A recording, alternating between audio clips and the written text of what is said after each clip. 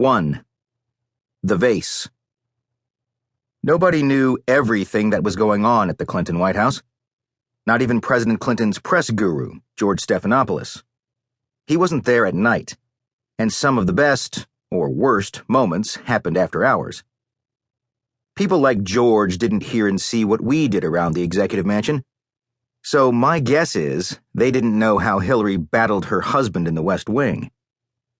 One morning in late summer 1995, I entered the White House to assume my post just outside the Oval Office, officially Secret Service Post E6. Things were stirring, and I wanted to know why.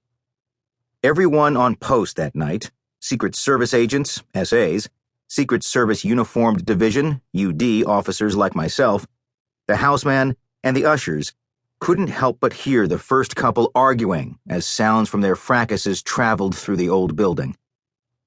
Mrs. Clinton had a booming voice, and their yelling matches easily traversed the living quarters' private elevator, vents, and staircase.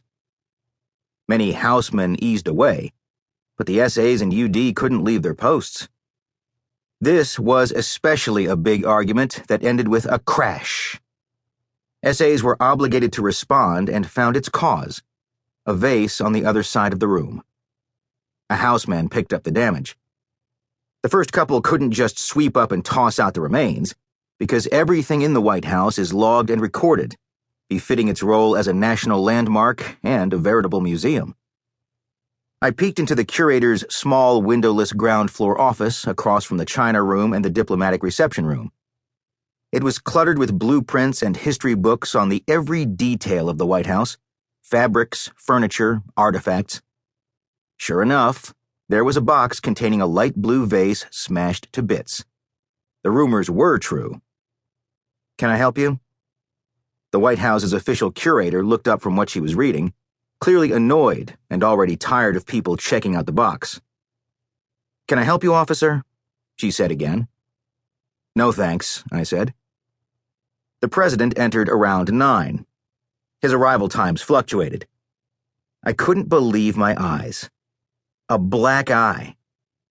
I was well accustomed to his allergy-prone, puffy eyes, but this was a shiner, a real live, put-a-stake-on-it black eye.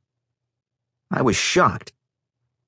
Minutes later, I popped into the office of Betty Curry, the president's personal secretary. Nancy Hernreich, his personal scheduler, was already there. "What's the black mark on the president's face?" I asked. I felt real tension. "Oh, he's allergic to coffee," said Nancy, turning toward her office. "An allergy to coffee shows in just one eye?" Betty smiled. She burrowed down into her work, chuckling, but looking busy. As I departed, I added, "I'm also allergic to the back of someone's hand." I wanted to send a message. We knew what the mark was from, and it wasn't right. Surely the Clintons must realize how close we are to them, I thought, how deeply we feel about our responsibilities for their safety. Didn't they feel the same? It wasn't just that we protected them 24/7, but we were extremely loyal. We didn't do our job for the paychecks. Each man and woman protecting them had their reasons, but the Clintons were the focal point of every reason. What might happen if she had sucker punched him? Or if that vase had hit its target?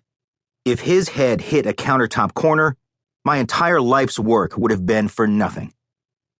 Sure, seeing a president's black eye is strange, but standing at my post, I couldn't escape the sinking feeling that this didn't make sense. This wasn't how it was supposed to be. I loved my job and I believed in it, but I couldn't make sense of any of it. It was a circus. Yet I never lost a sense of wonder and excitement. Even when the First Lady hollered and cursed and demanded firing thousands of people who protected her, and we spent more hours ensuring the Clintons' protection than we spent with our own families, I loved every minute of most every day. Law enforcement, protecting others, is my passion. Protecting a president is an incredible honor. How, I kept asking myself, did a kid from Ridley, Pennsylvania ever get to the White House? I wanted to stay for the